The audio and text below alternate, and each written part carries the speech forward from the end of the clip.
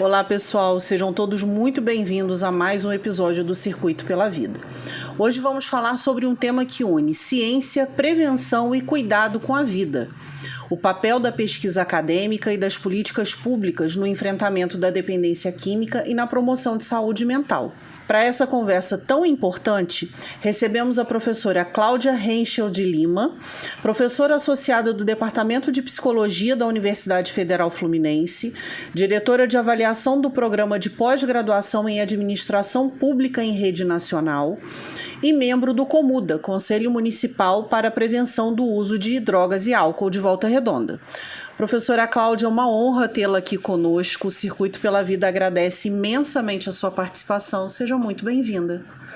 Muito obrigada, Angélica. Muito obrigada pela possibilidade de estar aqui com vocês falando sobre um tema tão difícil, tão complexo e, ao mesmo tempo, tão próximo, né, de nós, seres humanos, como é o tema do consumo de álcool e outras drogas. Bom, professor, então para a gente poder começar, eu gostaria que você pudesse falar um pouco mais sobre as pesquisas desenvolvidas na Universidade Federal Fluminense relacionadas ao uso de álcool e drogas e também à saúde mental. Qual tipo de abordagem vem sendo trabalhada na área da psicologia e de políticas públicas? Ok.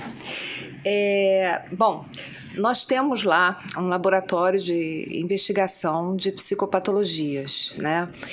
E dentro desse laboratório, na verdade, ele começou, né, como um laboratório voltado para exatamente a investigação dos determinantes psíquicos do uso de drogas, né? Em especial na época, quando ele foi formado, ele não foi formado aqui na UF.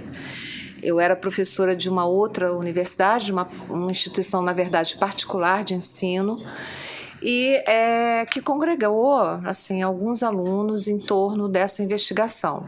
E foi lá que nós criamos o Laboratório de Investigação das Psicopatologias Contemporâneas. Então, ele existe desde o ano de 2004, 2005, né? Já tem 20 anos. Sim. Isso. E quando eu vim para Volta Redonda para trabalhar na Universidade Federal Fluminense, eu trouxe esse laboratório para dentro da universidade. Então, ele ganhou uma outra formalidade, né? Até muito mais formalidade, muito mais institucionalidade do que ele tinha antes. Sim. E nós passamos a ampliar a investigação para outras formas de psicopatologia. Mas, originalmente, ele foi criado com vistas ao estudo, à investigação, né, dos determinantes do uso abusivo de substâncias ou do recurso às substâncias psicoativas, né? Bom, de lá para cá, nós avançamos bastante, né? Claro, digamos assim, são 20 anos trabalhando nessa temática. Então, hoje nós podemos articular não só uma investigação específica sobre os determinantes mentais, digamos assim, afetivos do uso de drogas, mas também dos determinantes, das variáveis sociopolíticas envolvidas no desencadeamento desse tipo de, digamos assim, psicopatologia. Tá? Bom, não dá para falar de uso de drogas do ponto de vista somente individual, ou seja, do ponto de vista do que na intimidade afetiva de cada ser humano levaria a fazer o uso de uma determinada substância. A gente precisa ter um olhar cuidadoso, um olhar apurado também para determinantes sociopolíticos. O que eu estou chamando de determinantes sociopolíticos, né? Dentro dessa denominação, nós consideramos a conjuntura política, a conjuntura econômica e a conjuntura social, né, que afeta todos nós, todos os seres humanos, uns mais, outros menos, uns ficam mais vulneráveis, outros menos vulneráveis. E quando a gente trabalha, né, nesse contexto do uso de drogas, né, o que a gente observa é o quanto essas variáveis econômicas, sociais e políticas tornam as pessoas muito vulneráveis. Desemprego vulnerabiliza muito. Sim. Falta de horizonte social vulnerabiliza muito, né? Vou falar nesses termos. Falta de dinheiro, sim, vulnerabiliza muito. E vulnerabiliza qualquer um de nós. E algumas pessoas buscam uma solução para essa vulnerabilidade, não é das melhores soluções, porque provoca mais vulnerabilidade ainda, no uso de drogas. Só para você ter uma ideia... Posso continuar? Só para você ter uma ideia, hoje nos Estados Unidos, a gente tem vamos falar assim, uma vertente epidêmica de uso abusivo de fentanil, né? Que é um opioide. E a função de todo opioide é produzir um anestesiamento subjetivo. É o que a gente vê muitas vezes em algumas imagens daquelas pessoas que ficam paradas, completamente paralisadas e ao mesmo tempo inconscientes. Né? Às vezes a pessoa está em pé e está completamente inconsciente. Né? E há um estudo que vem se desenvolvendo há pelo menos 10 anos ou mais, talvez eu pudesse colocar até mais tempo nisso, sobre as causas sociopolíticas nos Estados Unidos do uso abusivo dessa substância. Eles elencam a epidemia de fentanil. Há uma denominação que é a de doença por desespero. No grupo das doenças por desespero, nós temos os quadros de depressão, nós temos o uso abusivo de drogas de natureza opioide, são as drogas anestésicas. E nós temos toda uma gama de doenças orgânicas de sintomatologia cardiovascular. Tá? E é muito interessante porque a análise que é feita das causas sociopolíticas, em específico aqui, por conta da nossa temática, do uso do fentanil, tem a ver com o desemprego crônico que acomete pessoas desde pelo menos a crise de 2008 e que vem se arrastando. Por exemplo, estamos em 2025, veja quanto tempo tem isso, né? Então, é nesse sentido que a gente fala de causas sociopolíticas, né? Não é à toa que precisamos nos preocupar com a situação de rua, exatamente porque se trata de uma população extremamente vulnerável, que vem de uma história de vulnerabilidade econômica, social e também política. Tá? Exatamente porque, quando a gente fala de política, a gente está falando de instabilidade de programas políticos, né? Que empurra as pessoas para situações onde a única solução encontrada, e eu vou reforçar aqui quando eu falo de solução, não é a melhor solução, é sempre a pior solução, é muitas vezes o uso abusivo de uma substância. Né? Então, quando a gente estuda isso lá na universidade, aqui na nossa UF, de Volta Redonda, a gente sempre se pergunta sobre a função do recurso à droga num contexto que envolve todas essas variáveis e também as variáveis afetivas. Né? E professora, muitas vezes nós falamos, né, de drogas, as pessoas pensam apenas na dependência em si, mas como você está falando, a gente entende, né, que existe todo um contexto social e psicológico envolvido. Que tipos de dados e evidências as pesquisas da UF têm mostrado sobre isso? Bom, essa é uma questão importante que você trouxe, porque no serviço de psicologia aplicada, poucas pessoas com esse problema procuram um atendimento. A gente pode se perguntar, mas o serviço de psicologia aplicada, que é um serviço gratuito de atendimento à população de Volta Redonda, ele é pouco divulgado? Não, porque nós temos um volume relativamente considerável de pacientes que fazem tratamento há muito tempo, inclusive no serviço de psicologia aplicada. Sim. Né? Entra uma turma de estagiários, sai uma turma de estagiários e as pessoas, esses pacientes, se mantêm. Há uma aderência, inclusive, ao tratamento. Então, nós recebemos muitos pacientes com quadros depressivos, né? Com quadros de ansiedade aguda, com quadros de psicose, pacientes que muitas vezes são encaminhados pelos próprios centros de atenção psicossocial da região. Então, assim, a gente não pode atribuir a uma, como é que eu vou dizer, a uma baixa divulgação desse serviço prestado pela universidade para explicar por que as pessoas que às vezes são usuárias mais contumazes de algumas substâncias não procuram. Eu atribuo... bom, então nesse sentido eu diria que nós temos uma pesquisa que ainda caminha no campo teórico.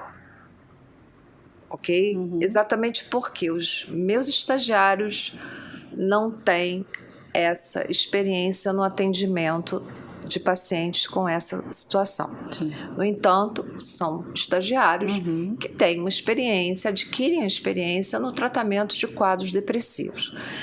Há uma variável que eu queria ressaltar aqui, que eu acho que é muito importante, que é a seguinte: muitas vezes o paciente, ele chega com uma queixa de um quadro depressivo, Angélica, mas por trás da queixa vem um uso inadequado da medicação prescrita pelo médico, o que torna a temática do uso das drogas uma temática que deve também estar para além da preocupação com o uso de drogas ilícitas. Sim.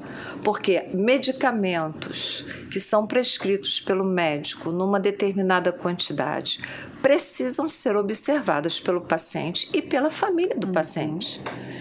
Então, assim, eu diria que se por um lado nós não recebemos, pelo menos não a minha equipe, com uma certa regularidade, pacientes que fazem uso de crack, de cocaína, de maconha ou de álcool, que são as drogas mais comuns, digamos assim, né? Por outro lado, quando nós recebemos um paciente com diagnóstico de depressão e mais, quando esse paciente já tem uma certa idade e tem esse diagnóstico há pelo menos 20 anos,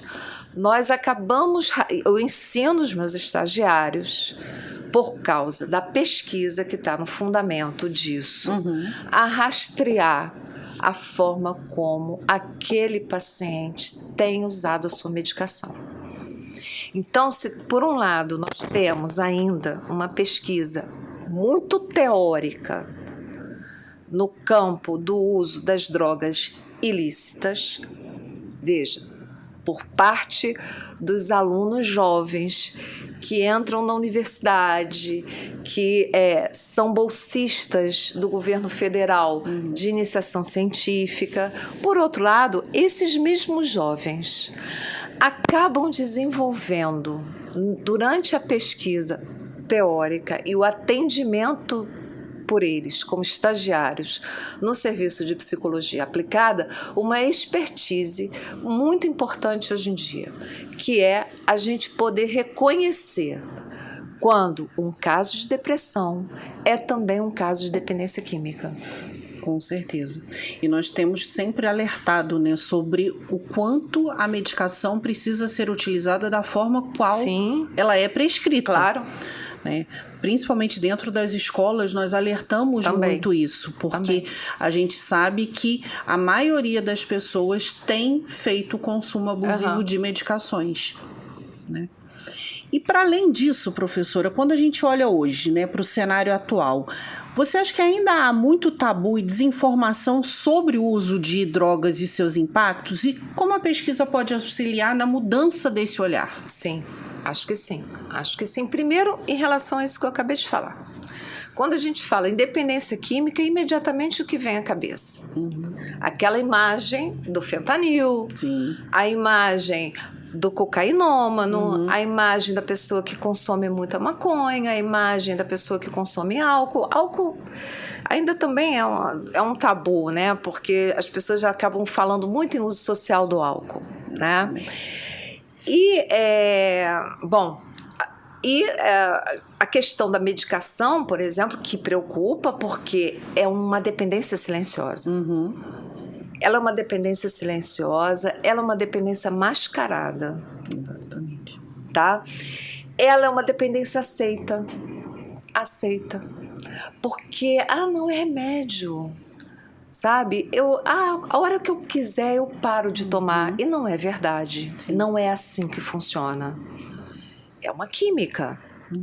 Né? E dependendo de como é que você usa essa química pode te produzir uma dependência. Sim. Né? Então, eu acho que o tabu que há é um tabu no sentido... Eu não estou dizendo que eu estou esgotando o assunto com isso, tá? Mas tem uma forma de tabu que é essa. Isso não é tão importante assim.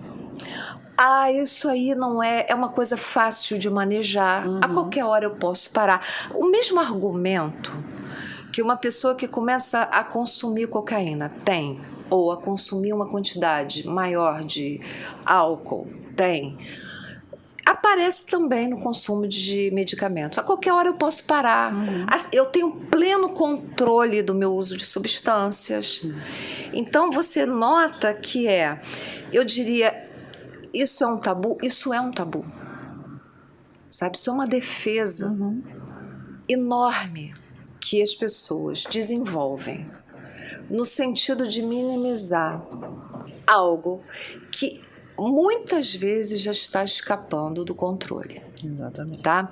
Isso é um ponto. O outro é o fato de que não é fácil assumir uma dependência química. Não é fácil assumir por quem é dependente. E não é fácil assumir pela própria família. E a tendência é esconder o problema, colocar para debaixo do tapete, né? É fingir que não está vendo, evitar falar no assunto, né? Às vezes são questões que se tornam segredos de família, né? Isso não ajuda em nada. O que ajuda é enfrentar o problema. E como é que a gente enfrenta o problema? Aceitando que ele existe. Essa é a primeira coisa. É tal como o que eu recomendo aos meus estagiários que pesquisam comigo lá na universidade. Não adianta assumir que nada está acontecendo. Se tem algo que é muito doloroso para o ser humano, mas ao mesmo tempo é muito importante para o ser humano, é assumir a dificuldade que a vida é. A vida é difícil, a vida é extremamente complexa, a vida não é fácil para ninguém. E poder dizer isso a si próprio é muito importante. Poder dizer a si próprio, né? O quão muitas vezes diante de um bloqueio, de um muro que parece que a vida coloca diante de nós, a gente tem vontade de fugir, a gente tem vontade de sair correndo, a gente tem vontade de se anestesiar. E é muito importante dizer isso a si próprio, né? E entender pouco a pouco por que a gente sente as coisas dessa forma. Por que a gente, diante de um muro que às vezes a vida coloca, a gente precisa ou prefere ou decide fugir disso, né? Porque a gente é frágil? Porque a gente se sente sozinho? E por que não dizer isso para quem está próximo? Olha, eu estou muito frágil, eu estou muito só. Mesmo que você não tenha quem te ouça, diga, é preciso dizer. Então, acho que essa é uma coisa que eu sempre ensino para os meus estagiários. O quão isso precisa ser transmitido aos pacientes, né? O quão é importante que quando alguém se sente nessa condição, que antes de buscar qualquer solução individual, que antes de buscar qualquer tipo de forma de se anestesiar, que são formas muito sedutoras, muito imediatas, né?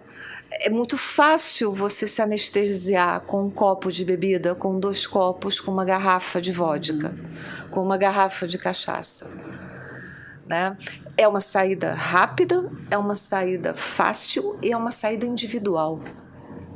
É muito fácil a gente se anestesiar com uma quantidade cada vez maior de medicamentos por fora da receita que o seu médico coloca.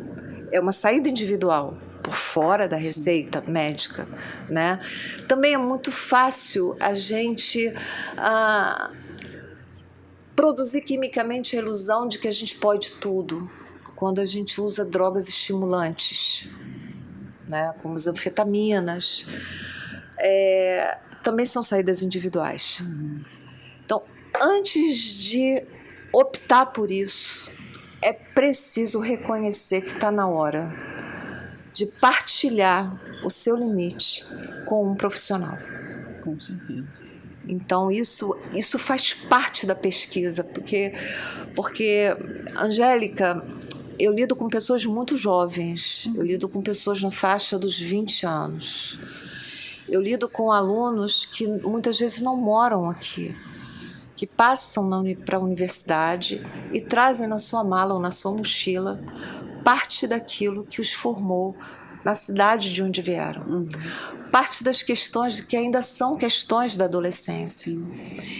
Então, eu acho muito interessante porque hoje eu tenho 14 pessoas trabalhando comigo. É um número considerável. 14 pessoas muito engajadas na graduação, nessa faixa etária dos 20 anos. E parte do desenvolvimento da pesquisa é também uma parte de fortalecimento deles. Eu não quero os meus alunos procurando soluções individuais. Então, a pesquisa na universidade, ela é importante na formação do profissional que chega com 20 e poucos anos e que 5, 6 anos depois monta seu consultório na cidade natal, monta seu consultório aqui, vão avançar nos seus estudos de formação, indo para um mestrado, para um doutorado. Ou trabalhando na prefeitura, porque eu tenho alunos hoje que estão no doutorado comigo na UFRJ e que são profissionais da prefeitura de Volta Redonda, né?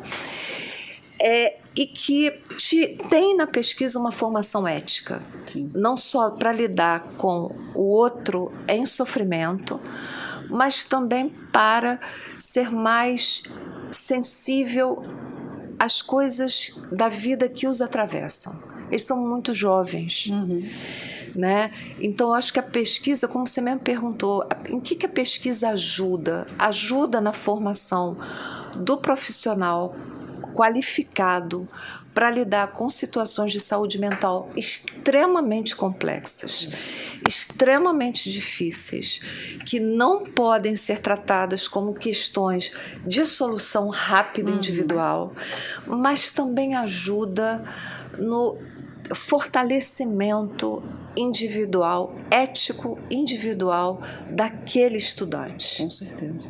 Eu acho que isso é muito importante. Demais, muito importante mesmo, até porque nós precisamos estar devidamente preparados para dar as devolutivas que os nossos pacientes necessitam. Exatamente. No momento que estão totalmente fragilizados. Exatamente. E se você não tiver esse contato com seus próprios limites, suas próprias fragilidades, aceitá-las e levá-las de tal forma que, diante de um momento mais difícil, procurar também ajuda, saber reconhecer como profissional em formação os momentos em que você precisa de ajuda, fica muito difícil.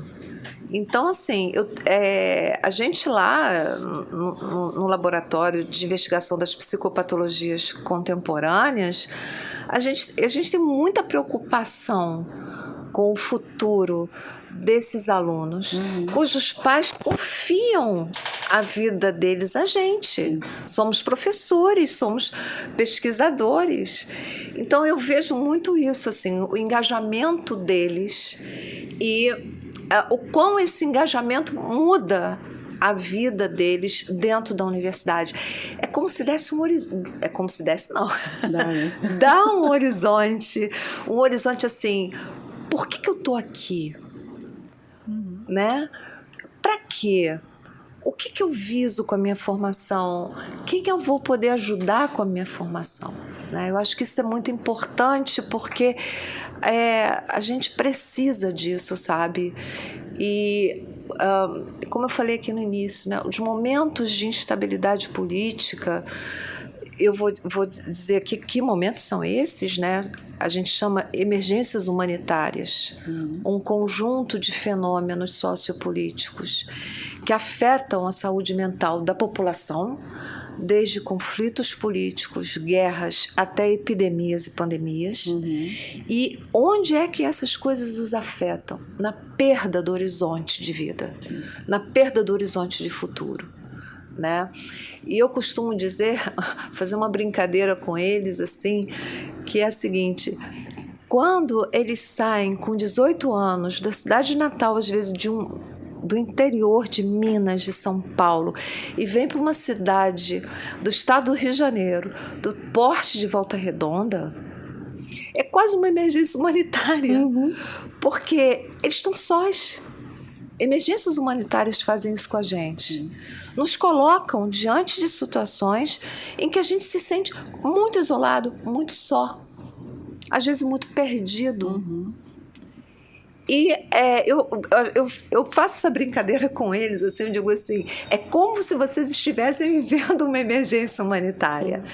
E a pesquisa, ela dá um norte, ela oferece um norte a esse aluno. É muito importante a pesquisa na universidade, porque ela oferece um norte a esse aluno. Ela oferece uma formação qualificada para que ele possa trabalhar naquilo que ele se propôs formar. Em psicologia, a gente tem uma vertente forte na área da saúde, né? Na área da qualidade de vida, da garantia de saúde mental e bem-estar da população afetada. Com certeza. E dentro desse contexto, quais são hoje os principais desafios na prevenção ao uso abusivo de substâncias? Pois é, qual é hoje o principal desafio? A gente tem que se perguntar, assim, quando começa a prevenção? E a prevenção é muito engraçado, porque quando a gente pega os programas de governo sobre prevenção, eles são muito bem feitos, eles são fatiados por faixa etária, por interesses, né, adequados a cada faixa etária. Mas eu te diria uma coisa, Angélica, eu acho que quando a gente fala de prevenção, como é que eu vou dizer isso? Ela tem que ser estratificada por interesses e ela tem que ser permanente. Então, não adianta a gente ter um programa de prevenção que tem um tempo de validade. Tem que ser ele tem que estar sempre presente. E quando eu falo de estratificação de interesses, de grupos de interesses por faixa etária, é porque como é que eu vou dizer? A dependência... vou falar antes disso. A solução que muitas vezes a pessoa encontra para uma questão da vida por via das drogas, ou do álcool, ou do uso abusivo de medicamentos, ela é uma solução para uma pergunta que não tem a ver com o uso de drogas. Tem a ver com a vida que a pessoa está levando. Tem a ver com as questões que a vida coloca, né? Com as perguntas, com as exigências que a vida coloca em cada momento do nosso ciclo de vida. Então, na infância, a criança, ela tem perguntas que ela faz, né? A partir daquilo que ela experiencia na sua família, a partir daquilo que ela experiencia na escola, né? A partir daquilo que o seu corpo em crescimento impõe a ela, né? Quando essa mesma criança chega na pré-adolescência, ela tem perguntas a fazer, a resolver sobre a vida dela, a partir também do que acontece na relação com os amigos, na relação dela com a escola, com o saber ensinado na escola, com os professores e a forma de transmissão do saber pelos professores, com a família e todos os desatinos e divisões, conflitos que a gente tem dentro de uma família, e com o seu próprio corpo, que muda dia após dia. Porque nada mais difícil para um ser humano dormir calçando 35 e acordar calçando 38, né? Que é o que a gente chama de surto de crescimento na pré-adolescência e adolescência. Isso é muito difícil. Você tem um peso na infância, 2 meses depois de entrar na pré-adolescência, com 12, 13 anos, você muda o seu peso, você muda a sua estética, né? Você começa a ter uma modificação corporal que coloca muitas perguntas, muitas dúvidas para a pessoa que está passando por isso. E assim vai. Por exemplo, se eu colocar a questão da terceira idade, ou eu vou colocar antes da menopausa nas mulheres. A menopausa nas mulheres é uma questão, né? Porque o que a gente tem hoje como mulher na faixa dos 40 a 50 anos, ou dos 40 a 60, são 20 anos, é muito pouco tempo. A gente acha que é muito, mas é muito pouco tempo. A gente tem aí 20 anos de uma mulher extremamente produtiva. Mulheres nessa faixa etária agora se aposentam cada vez menos. São mulheres produtivas que trabalham, que são casadas ou que têm namorados, né? E o corpo coloca uma trava, muitas vezes. E essa trava coloca perguntas para ela. Quem sou eu agora? Ainda sou uma mulher bonita? Ainda sou uma mulher desejável? Ainda sou uma mulher produtiva? Né? O meu corpo mudou, eu era magra, agora eu tenho aquela gordura visceral da menopausa. O que eu faço com esse corpo? Quem sou eu? São perguntas muito difíceis, e que muitas vezes nos colocam dentro da trajetória da solução individual. Vou dar uma solução individual aqui a isso. Não quero pensar nisso. E há formas de não pensar nisso. Né? Formas químicas de não pensar nisso. A gente avança um pouco mais para uma pessoa que está na faixa dos 70 anos. Ora, a vida coloca perguntas muito difíceis sobre o que é o fim. E hoje em dia a gente sabe que uma pessoa de 70 anos não está no fim. A expectativa de vida média do brasileiro aumentou. Né? Hoje a gente tem brasileiros que chegam aos 90, 100 anos. E, no entanto, muitas vezes ele se vê dentro de uma conjuntura familiar que o coloca numa posição de fim, né? Que o empurra para isso, que o empurra para uma dependência física, para uma dependência social, para uma dependência de familiares. E o que eu estou querendo mostrar para vocês é justamente isso, como a vida vai colocando perguntas, né, para as quais a gente não tem uma resposta pronta, para as quais a gente leva muito tempo para construir uma resposta, para as quais muitas vezes a gente não tem paciência para isso. Exatamente. O ser humano, ele é muito cruel consigo próprio, ele é muito intolerante consigo próprio, ele não tem paciência consigo próprio, ele é cruel, ele é severo, ele é rígido consigo mesmo. Ele quer uma resposta rápida, e se ele não tem a resposta rápida, ele imediatamente pode se julgar. Ele pode dizer assim, é porque eu sou incompetente, é porque eu não me entendo, é porque eu sou burro, é porque eu não tenho capacidade. Sim. E disso para uma via anestésica é um pulo. Para uma solução individual anestésica para as questões que a vida coloca, é um pulo. Nesse momento em que um ser humano percebe que está sendo muito duro com ele mesmo, que está sendo extremamente intolerante com as questões que a vida coloca para ele, talvez seja o momento dele buscar alguém com quem partilhar essas questões, um profissional com quem compartilhar essas questões, para ter calma, para produzir com calma uma saída saudável para a sua vida. E esse profissional é um profissional formado numa universidade, numa faculdade, um psicólogo com uma boa formação, né? Então, nós, na universidade, produzimos bons profissionais que vão dar esse suporte a esse ser humano que busca, que precisa de uma parceria profissional para ajudá-lo a construir uma solução mais saudável, mais ligada à vida, menos mortífera para si próprio. Exatamente. O tema de saúde mental tem sido cada vez mais discutido, né? Especialmente agora pós-pandemia.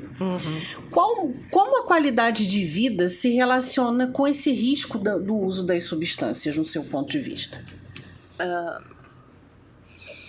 Então, bom, posso falar um pouco da pandemia? Claro. Pois é muito engraçado. Eu vou dar um pequeno depoimento pessoal. Eu não senti a pandemia. Eu não, até hoje.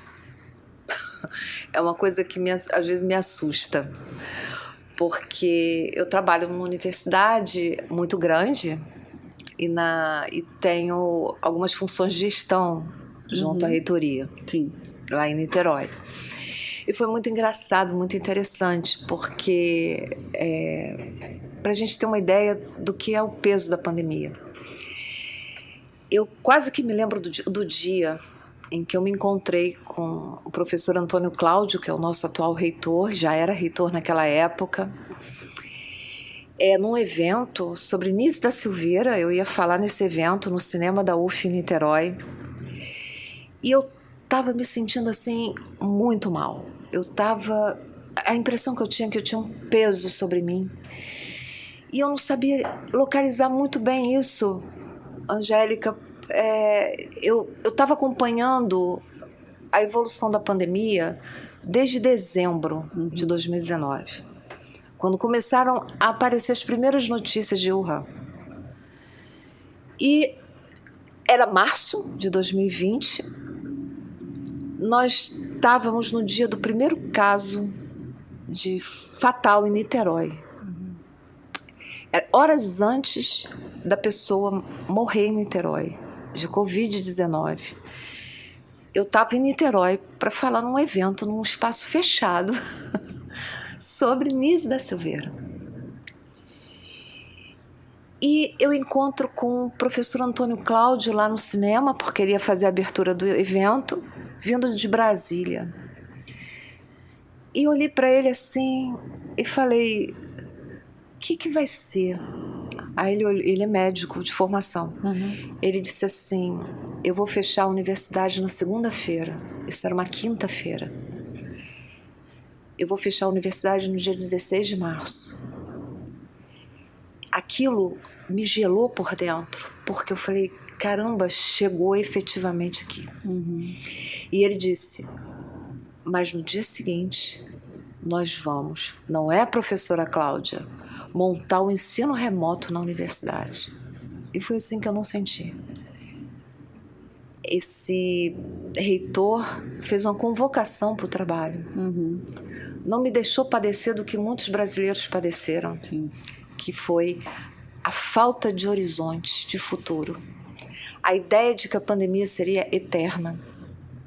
Isso para mim foi muito importante, porque eu me lembro perfeitamente que no dia 18 de março, 2 dias depois da universidade fechar, eu integrei o grupo que planejou todo o ensino assíncrono e síncrono de uma universidade enorme, com campus em várias cidades do interior do Rio de Janeiro, né? Isso foi muito importante, isso para mim foi um ensinamento, porque uma das coisas, um dos sintomas mais graves de saúde mental nos 3 primeiros meses de uma emergência humanitária, seja ela uma guerra, um conflito político ou uma pandemia, é a perda de horizonte de futuro trazida pela suspensão das rotinas de vida. Né? E pelo isolamento social forçado. Né? Me lembro muito bem que no final de março de 2020 nós tivemos uma primeira comunicação do secretário-geral da ONU, Dr. Antônio Guterres, sobre a pandemia. E ele disse uma coisa, Angélica, que tem tudo a ver com a tua pergunta. Ele disse o seguinte, a pandemia vai gerar uma epidemia ou uma nova pandemia de saúde mental. Quadros de depressão, de angústia, de ansiedade aguda surgirão na esteira da pandemia. Vai ser necessário que os sistemas de saúde do mundo inteiro sejam financiados para dar suporte a essa situação.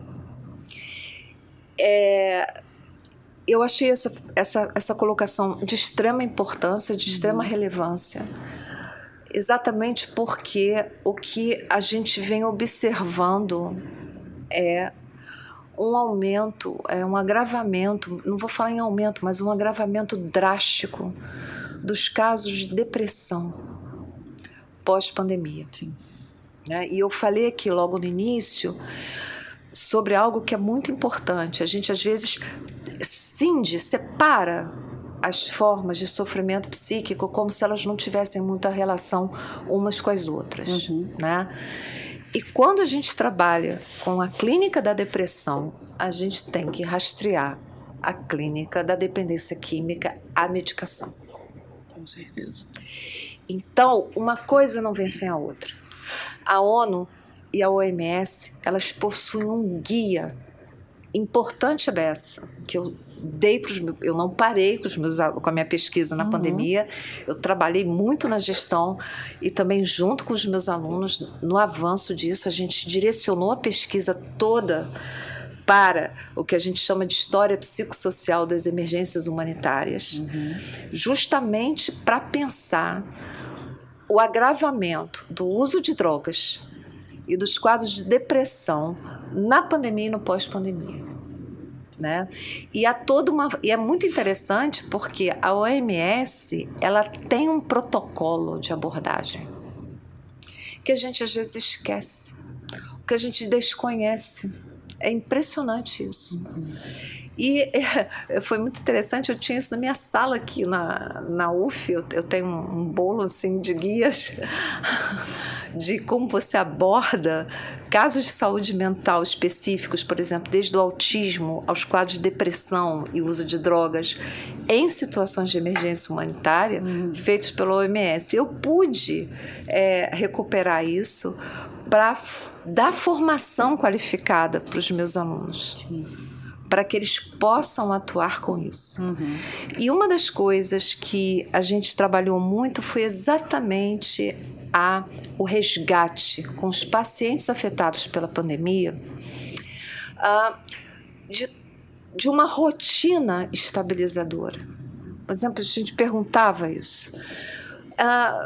Como era a sua vida antes? Né? O que você fazia? Como é que você percebia aquilo que você fazia no seu dia a dia, né?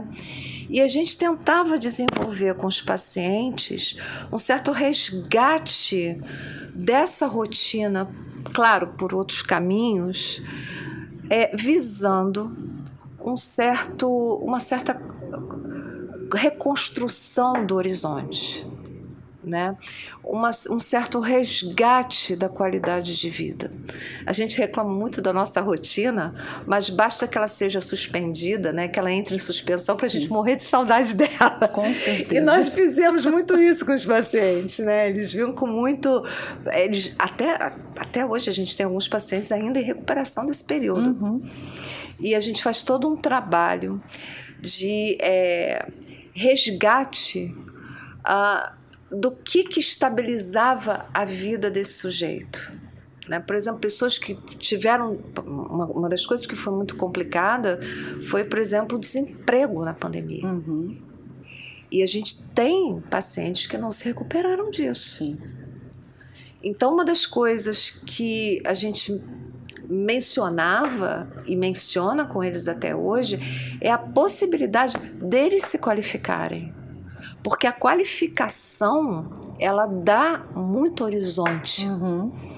Ela te permite dizer assim, eu sei fazer alguma coisa, eu não perdi tudo. Sim.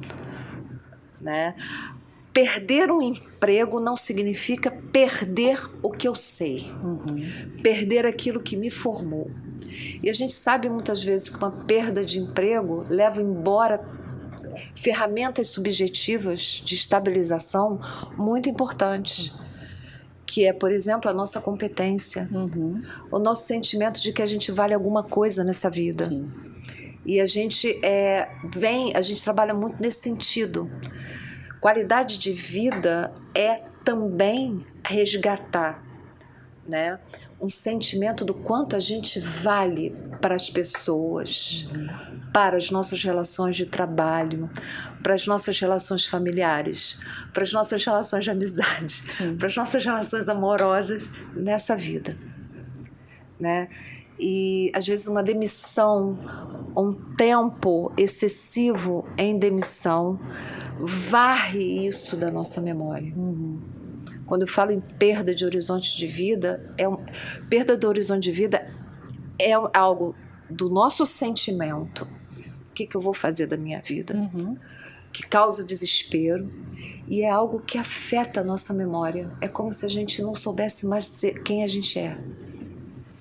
Então, foi muito interessante poder levar a pesquisa para esse caminho e fornecer ao estudante de 20 e poucos anos, que se viu pela primeira vez numa situação de pandemia, uma qualificação que se refletiu sobre ele.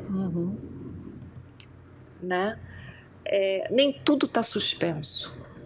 A minha memória não está suspensa, os meus sentimentos não estão suspensos. Eu estou fazendo alguma coisa que vai ajudar as pessoas no pós-pandemia.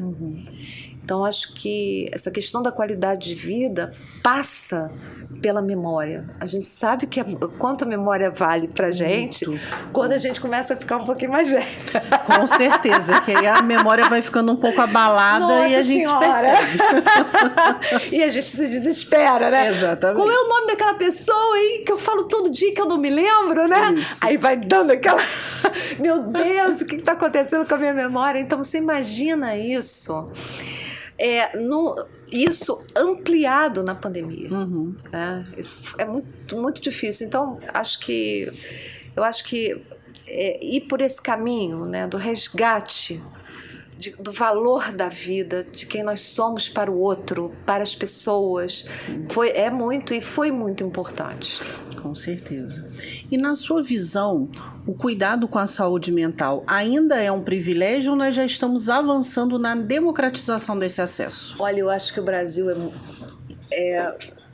vamos falar assim, com todos os nossos problemas, com toda a instabilidade política que muitas vezes impactam políticas de Estado, o Brasil é único.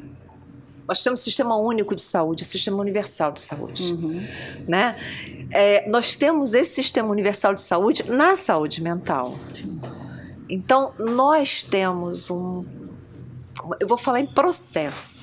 Nós temos um processo constante, regular, permanente, a despeito das instabilidades políticas, de democratização do acesso à saúde e à saúde mental. Saúde é uma coisa muito cara, Angélica. Sim. Né? Vocês sabem disso, todos nós sabemos disso. E ela tem que ser cara. Ela tem que ser cara. Porque nós precisamos de médicos de qualidade, nós precisamos de equipamentos de qualidade, nós precisamos de psicoterapeutas de qualidade. Isso exige formação, cara. Né? Nós precisamos de hospitais, como é que eu vou dizer, limpos, camas, arquitetura hospitalar, hotelaria, que é lençol de cama de hospital, limpos. Isso é caro, porque se não tiver limpo, você é contaminado. Você entra por uma doença e sai com outra. Né? A gente sabe disso. Sabe o que é entrar numa sala cirúrgica e sair com a infecção de bactéria hospitalar, quando você não entrou com a infecção de bactéria hospitalar. Isso tudo é muito caro. Evitar bactérias hospitalares, criar unidades, centros de atenção psicossocial no campo da saúde mental é muito caro. E tem que ser caro. Não pode ser, desculpe o termo, meia bomba. Não pode ser um puxadinho aqui, outro ali. Né? Então, nós temos um SUS, nós temos um acesso universal à saúde em vários níveis, né? Que é caro e que precisa de investimento. Porque em termos de democratização do acesso, nós temos. O problema é que essa democratização do acesso ela pode ser ameaçada pela falta de investimento. Aí você fecha uma unidade básica de saúde porque não tem investimento, não tem dinheiro. Você fecha um centro de atenção psicossocial porque não tem dinheiro.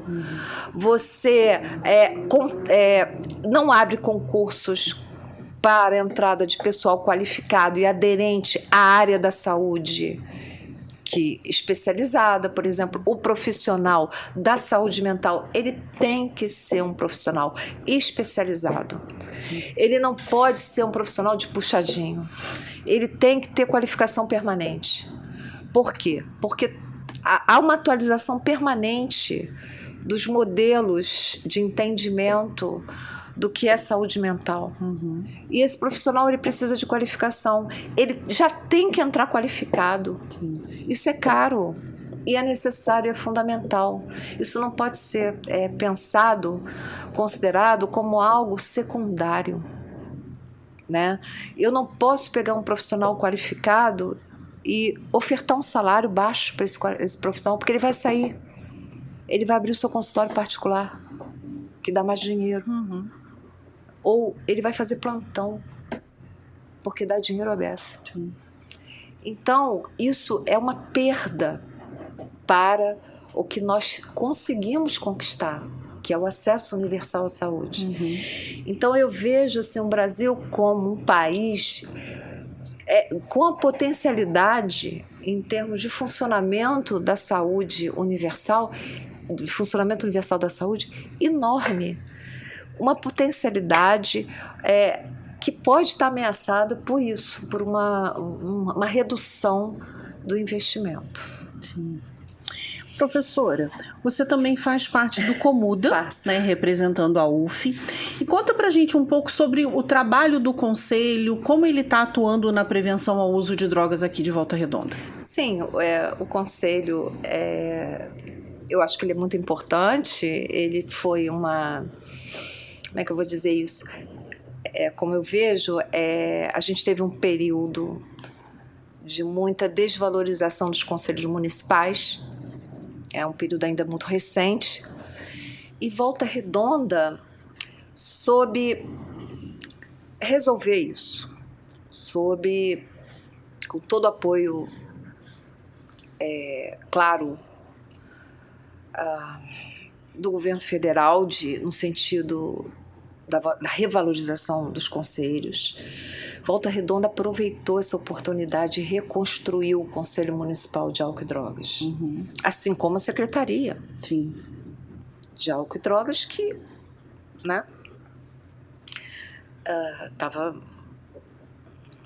praticamente não existia. Uhum.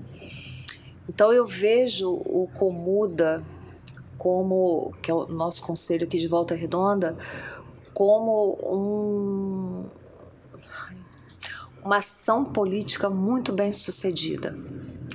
Agora, é claro, é novo, é recente em termos do que eu estou falando aqui. Uhum. Então a gente precisa efetivamente aprimorar a nossa ação de prevenção. E aprimorar a ação de prevenção, Angélica, não é só fazer campanha, né? É aquilo que eu falei numa parte da nossa conversa aqui. Avaliar constantemente o que são as campanhas. Olhar para os seus limites. Mudar a rota, muitas vezes, quando é necessário. Porque campanha de prevenção, ela não pode ser uma campanha de caridade. Ela tem que ser uma campanha de aproximação com a população, de aproximação com os problemas sensíveis que tocam a população. Como eu falei, nas suas mais variadas faixas etárias. Sim. Não é chegar com um bloco. Eu não digo que o Comuda faz isso, não faz, com um bloco tipo assim, o que são drogas? Elas fazem mal à saúde, tudo bem, é isso mesmo. Mas, como eu falei, o uso de drogas está associado a outras coisas. Ninguém usa droga porque quer. Eu resolvi experimentar. Não é assim. Ninguém resolve experimentar. Né? As pessoas têm questões. É claro que da boca para fora a pessoa vai dizer, eu quis experimentar. Não é verdade. É uma questão vital que leva a pessoa a isso. Né? E a gente, no caminho da campanha de prevenção, a gente tem que ter sensibilidade para as questões vitais que atravessam o ser humano nas mais variadas faixas etárias. Na infância, na pré-adolescência, adolescência, na juventude, na idade adulta e na idade mais posterior, né? O que as pessoas chamam de terceira idade. Se a gente não tiver uma visão de reconhecimento dessas variações, a gente não vai ter sucesso em campanhas de prevenção. A gente vai ficar enxugando gelo, falando de drogas. E hoje em dia, as pessoas têm acesso a essas informações pela internet. Qualquer um quer saber sobre o que é uma determinada substância, vai na internet, bota lá e acabou. No celular, num tablet, né? Num computador aí, alguma loja, num shopping, qualquer um se senta e tem acesso. Então, conhecer os efeitos, eu acho que isso já foi o tempo. Eu acho que hoje a gente tem que ter uma sensibilidade para isso, sabe? Para essas questões e para como é que as questões que atravessam o ser humano, elas não se separam também do funcionamento sociopolítico. E como projetos como o Circuito pela Vida, na sua percepção, podem contribuir nesse movimento de prevenção e de conscientização junto à população? Eu acho que tem um trabalho muito grande nesse sentido, que é justamente, por exemplo, se aproximar. Acho que essa aproximação que eu acho que vocês fazem bem, né? As faixas etárias. Isso é muito importante, né? Vocês têm toda uma programação de cursos, de formação. Isso é fundamental. Isso é fundamental. Por quê? Cursos de formação que eu acho interessante, que são cursos variados. Uhum. E que são cursos, como é que eu posso falar isso? De formação atual. Isso também é muito importante. Uhum. Porque quando a gente fala de cursos de formação, de qualificação, a gente muitas vezes liga a certas qualificações em áreas que deixam de lado, por exemplo, audiovisual, que é uma coisa que atrai muito o jovem. Sim. É fundamental. Então, às vezes, aquela pessoa que está ali, não sei muito bem para onde eu vou, não sei o que eu vou fazer, eu vou à escola, mas nada que eu estou aprendendo ali me atrai, né? Quem sou eu? O que eu quero da minha vida? Vejam, perguntas que um adolescente se faz, uhum. Angélica, né? E, de repente, ele fica sabendo que tem uma qualificação em podcast, por exemplo. Que maravilha! Uhum. Ele pode fazer a formação em podcast e a gente não sabe qual é o efeito de uma formação dessas na vida de um adolescente. Uhum. Porque às vezes ele vem para fazer a qualificação e de repente ele descobre que estudando acústica em física, aquele professor de física lá do ensino médio, uhum. que vai dar aula de acústica sobre ondas sonoras. Ai, que coisa chata física, é tão difícil, tão distante de mim. Não está distante. Está aqui, entre nós aqui, uhum. nesse momento. Entende? Sim. Por exemplo, um curso de computação gráfica, um curso de programação. O quanto de física um curso desse não vai exigir desse sujeito que começa a se apaixonar por isso. Uhum. E aí ele volta para a escola. Isso acontece, pode não acontecer imediatamente. Sim. Pode acontecer 2 anos depois. 2 anos, que ótimo que aconteceu 2 anos depois. Tá? Ele tem como resgatar isso. Uhum. Ele descobre que aquilo que ele aprendeu em matemática, em física, é fundamental para o que ele está fazendo. Sim. E aí ele, de repente, volta para a escola. Ou, de repente, ele vai se inscrever num curso no Instituto Federal. Uhum. Entende? Vai fazer uma formação lá para entender melhor, para ser um profissional mais qualificado. Então, eu acho que o Circuito pela Vida, ele é um projeto que ele faz algo muito importante, que é ofertar esse horizonte de vida, tá? Que não é só um horizonte profissional, ele é um horizonte subjetivo, né? Isso é fundamental nos dias de hoje. Né? A gente vive uma época muito difícil, uhum. né? Em que os horizontes estão muito encurtados ou estão muito escassos. Ou a gente vive uma coisa muito do imediatismo do dia a dia. E muitas vezes a gente vê pessoas se perdendo nesse imediatismo. Sim. Né? Professora, o que você poderia dizer para as pessoas que veem o tema das drogas e da saúde mental como um tabu ainda e que talvez não entendam o papel da prevenção? Não vejam como um tabu. Reconheçam que se trata de um problema, né? Quando esse problema já existe, ou que possam reconhecer quando esse problema está em vias de existir. O papel da prevenção é o de reconhecer quando ele está em vias de existir. Ele entra aí para evitar que ele exista. Uhum. Né? Então, quando eu falo das questões que atravessam as faixas etárias, é exatamente nesse sentido. Tá? A gente atua nesses impasses que a vida coloca em cada faixa etária. Antes, a prevenção atua aí, né? Antes que esse impasse leve o sujeito a uma solução individual pelo mundo das drogas. Entendeu? Sim. Eu vejo a prevenção como, por isso que eu falei, prevenção não é ficar apresentando droga. Cocaína e seus efeitos, maconha e seus efeitos, crack e seus efeitos, anfetaminas e seus efeitos. Isso qualquer pessoa tem acesso hoje em dia. Diferente dos anos 70, diferente dos anos 80. Hoje, a gente tem livre acesso a esse tipo de informação.